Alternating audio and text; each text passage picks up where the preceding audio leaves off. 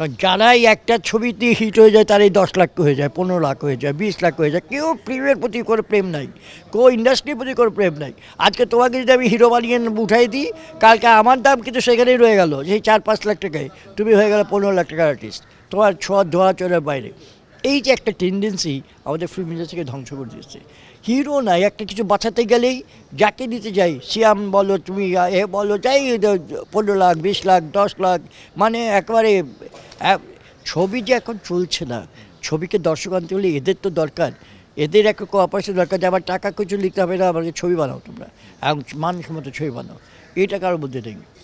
নতুন মুখের সন্ধানে নতুন শিল্পীদেরকে দিয়ে কি আর সম্ভব, যেই দেশে আসলে হল সংকট? না, আমরা চাই সব করবো। আমরা একটা পুরো টোটাল প্রোগ্রাম নিয়েছি যে নতুন আর্টিস্ট করবো, সেই সাথে প্রডিউসারও আমরা আলাপ করে ফেলেছি, যারা এদেরকে ব্রেকআপ দেবে, চান্স দেবে। এবং হলও আমরা বিভিন্ন জেলায়, ওই 64টা উপজেলায় যদি আমরা করি, জেলায় তোমার ওই যে ওদের যে ডিসিদের কিছু মিলনায়তন আছে, হ্যাঁ, ওগুলিকে আমরা সিনেমা হলে রূপান্তরিত করে আমরা যদি রিলিজের সময় ওগুলি ব্যবহার করতে পারি, চেষ্টা করব। আমরা হলকে আবার জাগাতে চেষ্টা করব, কিন্তু হলকের জন্য তো ছবি চাই। আমাদের তো মূল প্রোগ্রাম হচ্ছে সব কিছু বলো, আমি ছোটকু আমি ডাইরেক্টর হয়ে যাই সব ছবির জন্যে। ছবি যদি না থাকে, হলের কথা কিছু হবে না, শিল্পীরও কিছু হবে না, ইন্ডাস্ট্রিও কোনোদিন জাগবে না। যত লেকচার দিই, ভাষণ দিই যে আমার ইন্ডাস্ট্রি জায়গায় ফেলবো, পরিচালক সমিতি এই করতে পারতো, ওই করতে পারতো, কিছু করতে পারবে না। কারণ তোমাকে ছবি বানাতে হবে, আর ছবি বানাতে পারে মাত্র প্রডিউসার যদি টাকা লগ্নি করে তবে ছবি হয়, না ছবি হয় না। তো সেই ছবির লগ্নি করার প্রডিউসাররা এখন বলে হলে টাকা নেই, ব্লক যায় না, কি করব। ছোটকু ভাই, যে আপনি যদি টাকা উঠাতে পারেন করেন, তো কে রিস্ক নেবে টাকা উঠানে?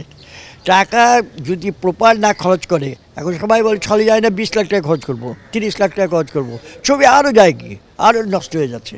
এরা যদি প্রপার ওয়েতে প্রপার টাকা খরচ করে, প্রপার গল্প নিয়ে, প্রপার ডাইরেক্টর শিল্পী নিয়ে ছবি বানায়, এখনও ছবি চলবে।